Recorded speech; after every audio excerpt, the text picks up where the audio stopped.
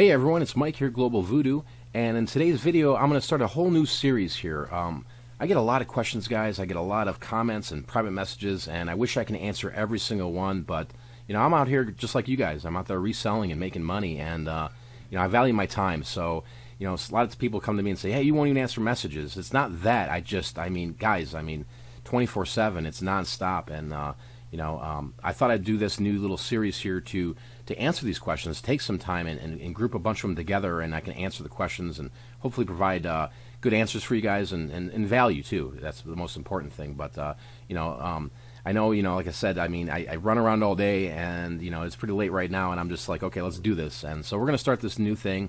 If you have questions in the future, you know, you can definitely leave them down below in the comments. I will get to all these comments eventually. You can also go visit me on Twitter. It's PICK4PROFIT, and you can just hashtag me there and, you know, ask questions. You can go on my Facebook, Morning Cup of Joe. But yeah, I just really wanted to do this here to get these questions answered, because they're getting buried, and I can't keep up. And I figure, you know what, instead of me sitting there and answering every one of them, it's just a lot easier for me to slap them on here and let's do a video, right? So hopefully you guys enjoy this. This is episode number 1 with Q&A here with me. So let's get in the video now. Our first question is from My Resale Reality. Yep, looks a lot like the selection I end up with. I go to an auction once a week where they sell closeouts from stores. Only problem is getting to scan the entire selection before the auction starts.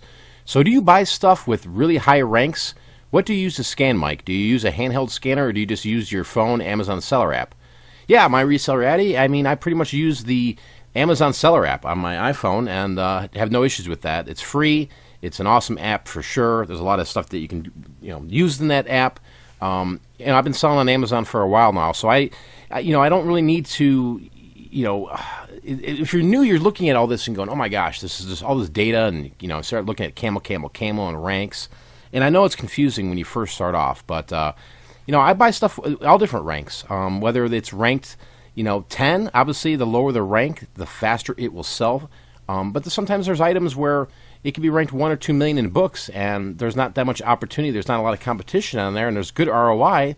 So I have no problem buying products for long tail success for sure. So yeah, I appreciate you commenting there. My Resale Reality. Next comment we've got here is from Shawnice Cooks. As always, a great video, lots of information. Question: if an item has a not available rank, is that something I should buy to sell on Amazon? Also, please show us how to bundle.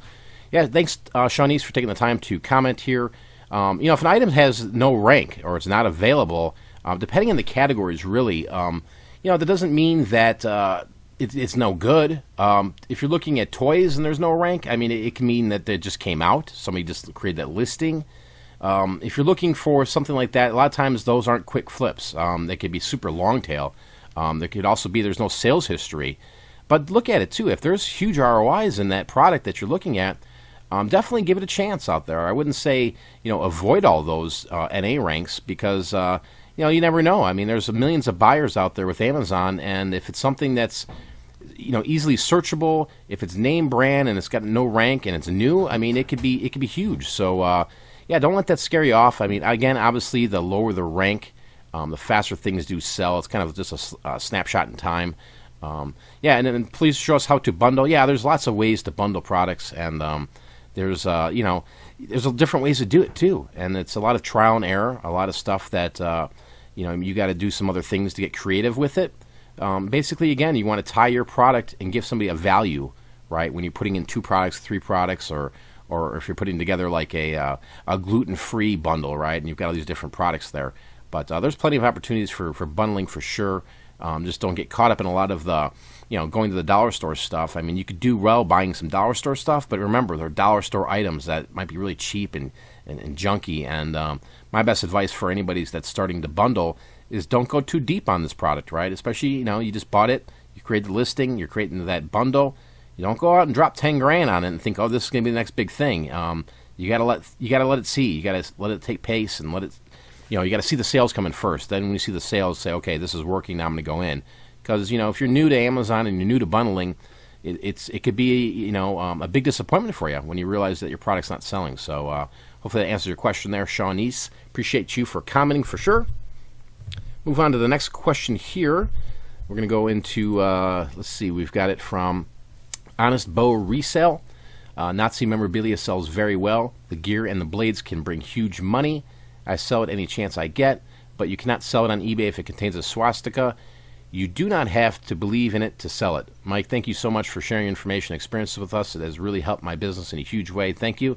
No, thank you, Honest Bow Resale, and you're right. I mean, you can't do anything on eBay with swastika. That doesn't mean that stuff's not worth a fortune, right?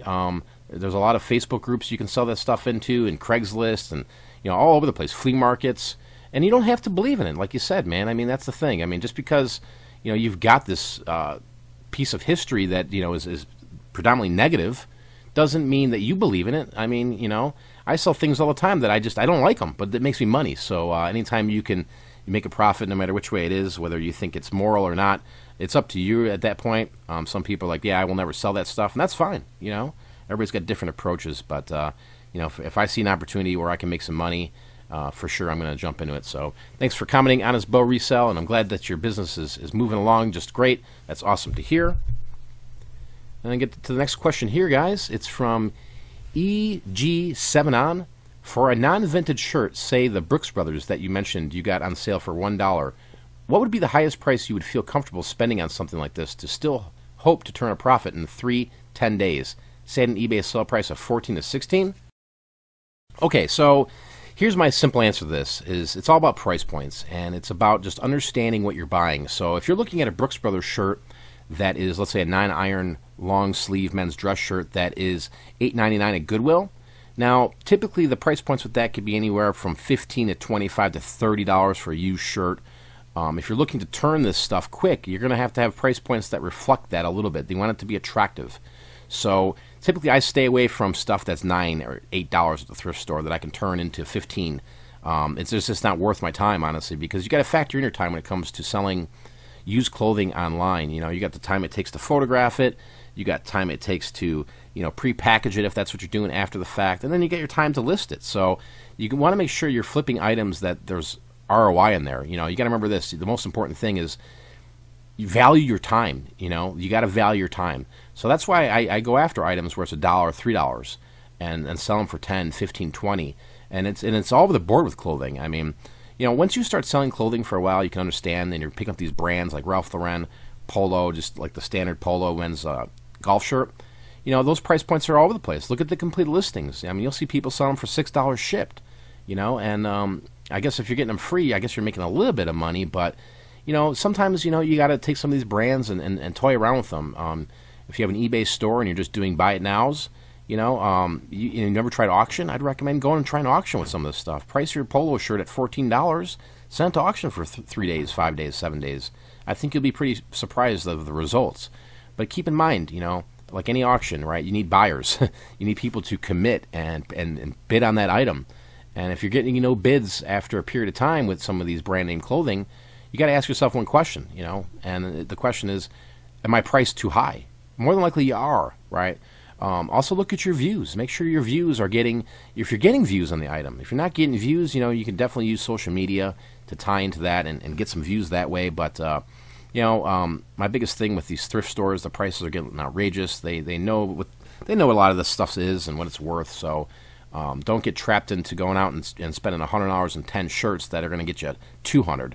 I stay away from those all the time. I don't care how awesome the shirt is. If I'm looking at a shirt that says it's $9 and I can sell for $18, I will pass on it every single time and let somebody else buy it. So thank you, EG7on, for the question. Hopefully I answered it for you there. And finally, we've got one more question here from, let's see what we got. It's from Claudia DeFranco. I'm not understanding the fee structure on Amazon. It's 99 cents per item sold, and how do they figure the other amount? I'll be shipping from home, so Amazon decides my shipping costs, collects it from the buyer, then reimburse me.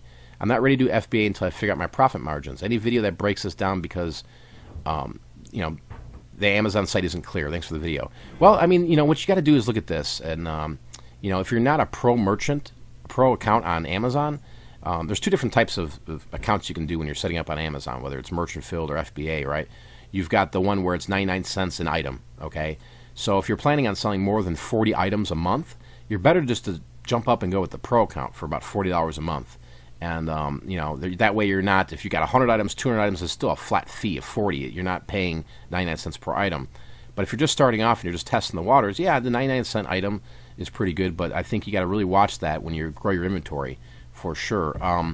But in terms of like figuring out the fees, the best thing to do is, you know, is look up the Amazon profit calculator. You know, you can Google it and show it, and I'll put a link down below from this video for it. But you know, that's what you really got to do, is you got to understand the costs. Now, you know, if you've been using Amazon for a while, you kind of understand the costs. But if you're new, you're going, oh, you don't know what to expect. And I think a lot of people are having that problem. It's just you got to take the time to read through their website, read through the fees, start entering your product into the FBA calculator, do the comparison, merchant filled versus FBA, see the difference there. And I know a lot of people out there say, oh, the fees are higher at Amazon, and that's true. Amazon does take a good chunk, but you can also sell a lot of product and make a lot of money selling on Amazon, as long as you just understand the fees. I see a lot of people online these days selling stuff for pennies, guys, and low ROIs, and it just makes me I shake my head and say, you know, what are they doing? How are they getting it that cheap? Do they not know? Are they new? You know, but really the best option is, again, you know, use that Amazon FBA calculator, and you can compare your price, whether it's merchant filled, meaning you're sending it out from your house, or if it's FBA. In terms of any videos for that, you know, I've got some videos on my YouTube channel here for sure. I've got some stuff on my website, PICK4PROFIT.com. But at the end of the day, I believe Amazon's got a YouTube channel as well. They break down a lot of the processes and stuff like that. So, but yeah, you know, just really take some time and look into that. You know, definitely, you know, with anything, anywhere you're selling, whether you've never sold on Amazon or eBay, read the rules and understand the fee structures. And all these e-commerce sites have tools, you know, calculators where you can figure out your margins. So whether it's eBay, Amazon, Etsy, you can Google all those and you'll come up with a calculator. So Claudia, hopefully that answers your question. Yep, so this is it, guys. Just a quick little video. You know, I want to say this again. You know, I appreciate all you guys commenting and sending me messages. I can't get to them all, and I thought this would be a good way to answer them here for you guys. If you're interested, you can definitely check out a free Facebook group with me, Pete, the Craigslist Hunter, and Andrew, Picking Profits. It's called Resellers Roundtable. It's a free Facebook group. You can go in there, just request to join, and we'll add you in. You can also check out our weekly shows on Tuesdays on Andrew's Picking Profits channel. If you're looking for more information in terms of what I offer on my website, PICK4PROFIT.com, you can go over there. I also have a lot of free information that's on there, a lot of videos, a lot of things that I sell, so you can definitely go check all that out. Thanks again for watching, guys, today. If you enjoyed this video, please hit the like button. Remember to subscribe, and if you have a question, leave it down below. Remember, go to Twitter. You can hashtag PICK4Profit. Go to my Facebook, ask a question, and hopefully we'll get you on, and I'll be able to answer that question for you. So you guys have a great day, and I'm out of here. Peace.